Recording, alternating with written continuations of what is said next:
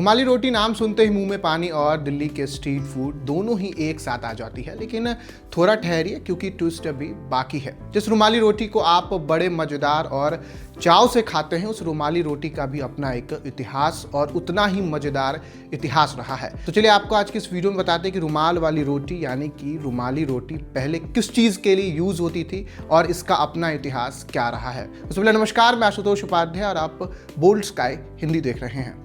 रुमाली रोटी भारतीय भोजन का एक प्रसिद्ध हिस्सा है जो अपनी पतली और मुलायम बनावट के लिए जानी जाती है। लेकिन क्या आप जानते हैं कि रुमाली रोटी की शुरुआत मुगल काल में खाने के लिए नहीं बल्कि एक विशेष उपयोग के लिए की गई थी। यह रोटी न केवल शाही भोजन का हिस्सा थी बल्कि इसे एक विशिष्ट उद्देश्य के लिए भी बनाया गया था, जिसे जानकर आप भी चकित रह जाएंगे। रुमाली शब्द फारसी भाषा से आया है जिसका अर्थ रुमाल या फिर हैंड्सकरचीफ होता है। इस रोटी को रुमाल की तरह पतला और मुलायम बनाया जाता था ताकि यह दिखने और उपयोग में एक रुमाल जैसी लगे।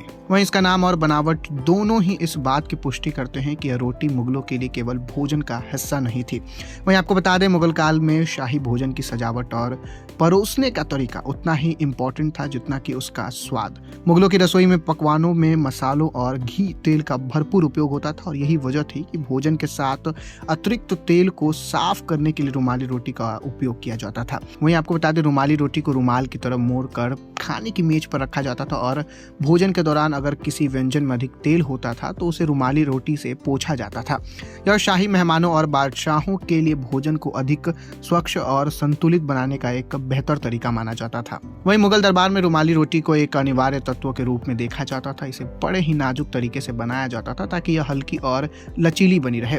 इसके निर्माण में गेहूं के आटे और मैदे का उपयोग किया जाता था। इसे तंदूर या फिर उल्टे कढ़ाई पर पकाया जाता था जिससे यह पतली और बड़ी बनती थी। वहीं मुगल काल में शाही भोजन के दौरान जब तेल युक्त व्यंजन परोसे जाते थे तो रुमाली रोटी को खाने की बजाय अतिरिक्त तेल को साफ करने के लिए इस्तेमाल किया जाता था।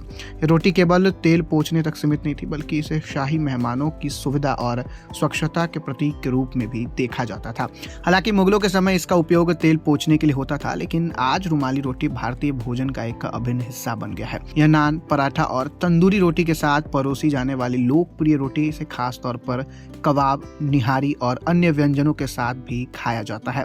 वही रुमाली रोटी का इतिहास केवल एक रोटी के रूप में नहीं बल्कि शाही परंपरा और सफाई के प्रतीक के रूप में भी शुरू हुआ था। वही मुगलों ने इसे भोजन से अधिक तेल निकालने और शाही मेहमानों को बेहतर अनुभव देने के लिए तैयार किया था। वहीं आज रुमाली रोटी हमारी थालियों में जगह बनकर न केवल स्वाद का बल्कि ऐतिहासिक परंपरा का भी हिस्सा बन चुकी है। तो दोस्तों, ये था रुमाली रोटी का इतिहास और इस वीडियो में इतना ही। आपको ये जानकारी कैसी लगी कमेंट बॉक्स में लिख के जरूर बताइएगा।